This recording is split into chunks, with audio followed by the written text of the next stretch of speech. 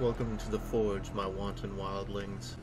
I'm your creepsmith, and I hope you like my work. Welcome back, wildlings. All the way back into history, even prehistory, our species has had a very close relationship with violence.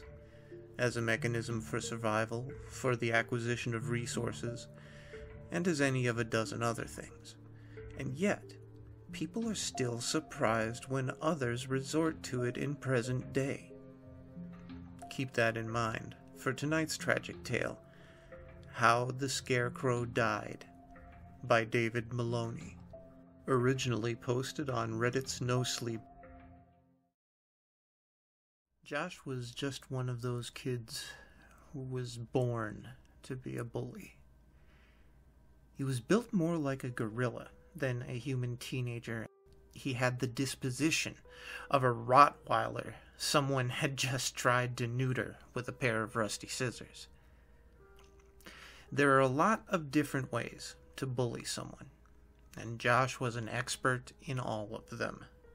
He stole lunch money, shoved heads in toilets, beat kids up, and even pinched girls' asses in the hallways. But the thing that really made Josh born to be a bully was his dad. The man looked like an even bigger, uglier version of Josh, and he basically owned the small town we all lived in. He seemed to think he owned the people, too. If somebody pointed out that Josh shouldn't slap girls' asses in the hallway, you can bet a few phone calls later that that person would be out of a job, thanks to Josh's daddy dearest. To this day, I sometimes wonder if the horrible events that would forever besmirch our town's history could have been avoided if someone had just held him accountable. But nobody ever did, and I guess I'll never know. The thing that started it was something simple. Josh took a special interest in making one particular kid's life miserable. Little Billy Williamson was just too easy of a target. He was skinny, pale, and kids called him the Scarecrow because of the patches on his clothes. Of course, it wasn't Billy's fault that his mom was poor and couldn't afford new clothes, but you know how cruel kids can be when someone's different. Myself, I just always called him Billy.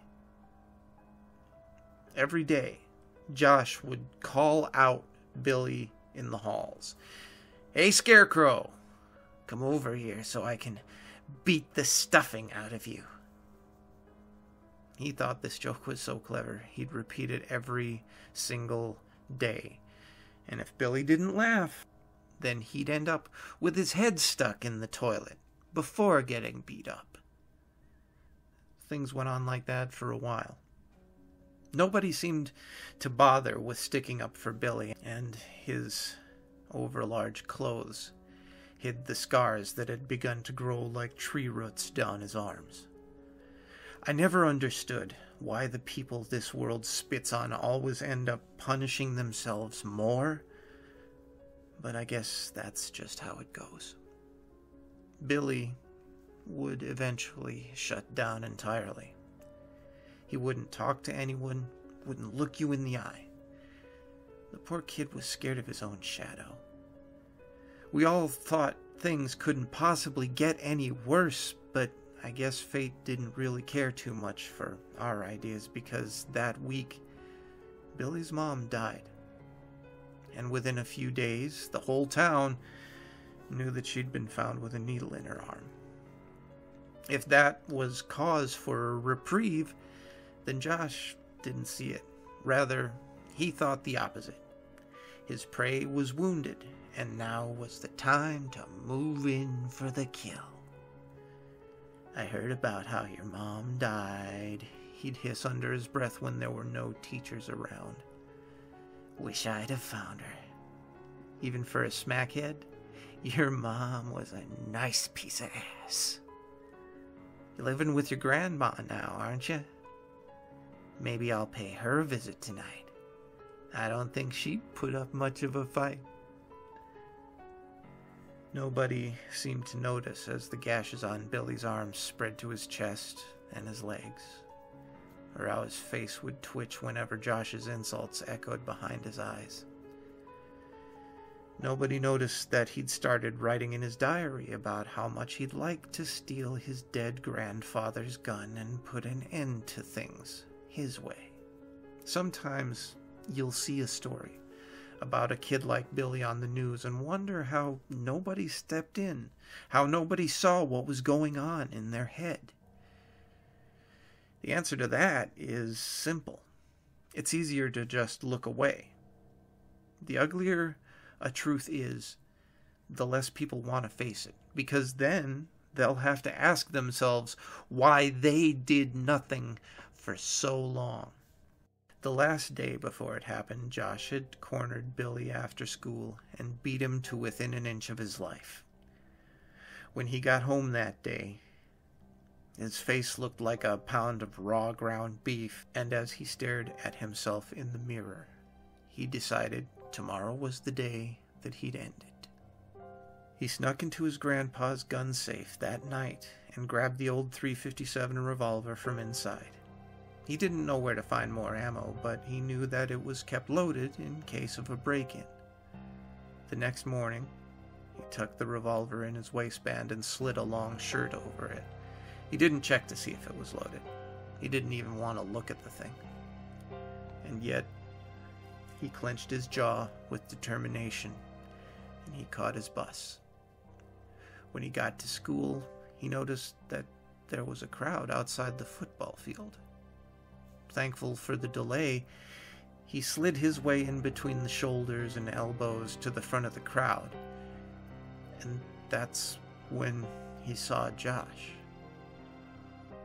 His former bully was naked, gutted from head to toe and strapped to the field goal post, straw poking out from the holes where he'd been sewn back up.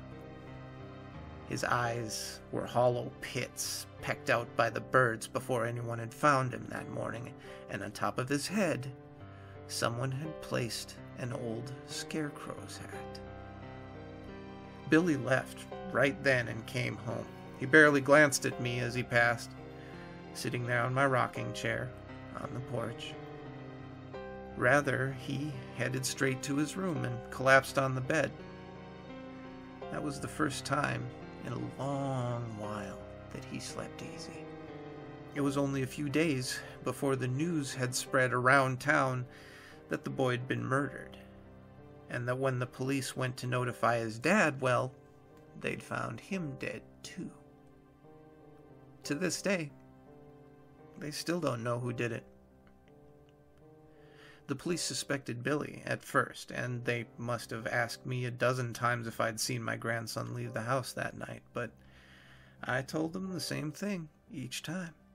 I'd been awake all night, watching TV in the den, and I would have seen him if he'd left. I could tell they all thought I was senile, but none of them dared say that to my face. Well, I'm older still now, and I don't think I have much time left, so now I suppose is the time for the truth. I don't know what Billy was up to that night, because I wasn't there. I was at Josh's house, and I was making damn sure that no one ever called my grandson Scarecrow ever again.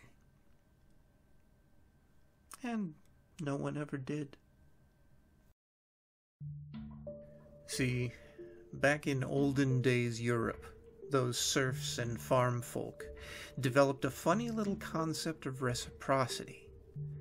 They called it threefold return, and if you get on the wrong side of it, well, it can be a killer.